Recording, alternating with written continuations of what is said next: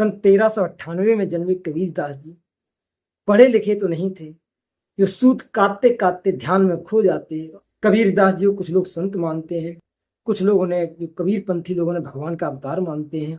हमने एक किताब पढ़ी, उसमें कबीरदास जी के जीवन में घटी एक बहुत ही विचित्र घटना थी, जो मैं आप लोगों के सामने शेयर करूंगा। कहानी को पूरा सुनिए, बड़ी सीख मिलेगी और आपको यही पता चलेगा, अगर हम किसी के ऊपर विश्वास करते हैं, ऊपर भगवान के ऊपर भरोसा करते हैं, तो हमारा बड़ा से बड़ा काम कैसे आसानी से बन जाता है।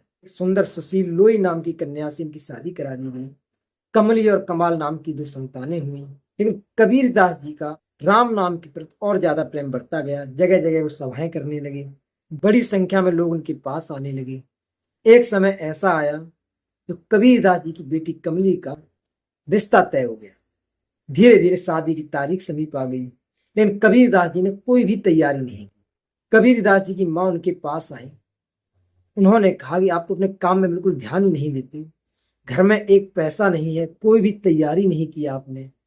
3 दिन बाद शादी है, ना घर में किसी के पास कपड़े हैं, ना कोई ऐसा पैसा किससे इस तरह बारात को खाना खिलाएंगे, कैसे आपकी बेटी की विदाई होगी। कबीरदास जी के चेहरे पे कोई भी चिंता की लकीर नहीं थी। जब कबीरदास जी की माँ को लगा कि हमारी बातों पे इन पे कोई असर नहीं हो रहा है, उसके बाद उठ के गई और कमरे में से एक खद्दर का थान लेकर के आई और कबीरदास जी से बोली कि मुझे पता था तुम कुछ नहीं करोगे, तुम बस ये राम नाम की रट लगाए रहोगे।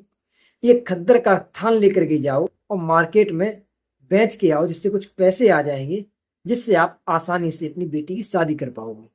कबीरदास जी ने थान को ले लिया और राम नाम जपते हुए बाजार की तरफ चल दिए। कुछ ही दूर पहुंचे, तभी उन्हें एक साधु दिखाई दिया और कबीरदास जी से ही कबीरदास जी के घर का पता पूछने लगा। तो कबीरदास जी ने कहा, पहले आप ये बताइए आपको कबीरदास जी से क्या काम है। साधु बोले, मुझे कपड़े की आवश्यकता है। और कबीरदास जी ऐसे व्यक्ति हैं, वो कभी किसी चीज के लिए मना नहीं करते। तो मैं उनके यहाँ पे कपड़ा लेने जा रहा हूँ। तो कबीरदास जी ने सोचा कि ये साधु अगर घर पे जाएंगे, वहां पे हमारी माँ से मुलाकात हो जाएगी और माँ इनसे बुरा भला कहेगी। तो उन्होंने कहा कि एक काम करो, आप कबीरदास जी के यहाँ मत जाओ, आप बताओ आपको कितना कपड़ा चाहिए, हम आपको देते हैं। और कबीरदास जी ने अपने थान में से थोड़ा कपड़ा काट के उनको दिया। साधु जी बोले कि नहीं, मुझे इतने कपड़े से काम नहीं चलेगा, मुझे तो पूरे थान की आवश्यकता है।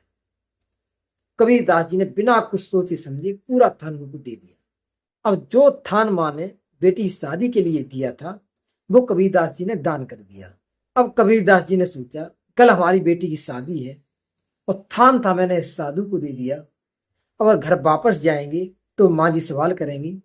उन्होंने कहा घर पे नहीं जाऊंगा, और राम नाम का जाप करते हुए गंगा किनारे निकल गए। शादी का दिन आ गया, बारात आ गई। घर वालों को बड़ी चिंता हुई कि बारात गांव में आ गई और कबीरदास जी कुछ पता ही नहीं। गांव के कुछ अच्छे लोग थे, बारात को बिठाने ठाने की व्यवस्था की, लेकिन कुछ गांव के दुष्ट प्रवृत्ति के लोग थे, वो इसलिए देखने आए कि कबीरदास जी कैसे बेइज्जती होगी। यहाँ बारात आ गई है और कबीरदास जी कुछ पता नहीं है। लेकिन जैसे ही बारात दरवाजे की तरफ आई, इनकी माँ ने देखा कबीरदास जी बैलगाड़ी पे बहुत सारा सामान रखे हुए और घर की तरफ आ रहे। सामान इतना ज्यादा था जैसे कबीरदास जी की नहीं किसी सेठ के यहाँ पे शादी हो रही हो। कबीर की माँ को चिंता हुई, ये इतना सारा सामान कहाँ से लेकर के आए। मैंने तो एक छोटा सा थान दिया था, वो भी 2 दिन बाद बेच के वापस आ रहे और इतना सारा सामान।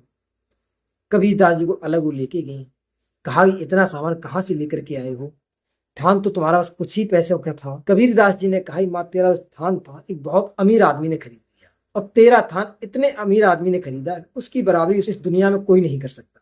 लेकिन कबीरदास जी की माँ को इस जवाब से संतुष्टि नहीं मिली। बारात की आवभगत हुई, धूमधाम से शादी की गई, बेटी की विदाई हो गई।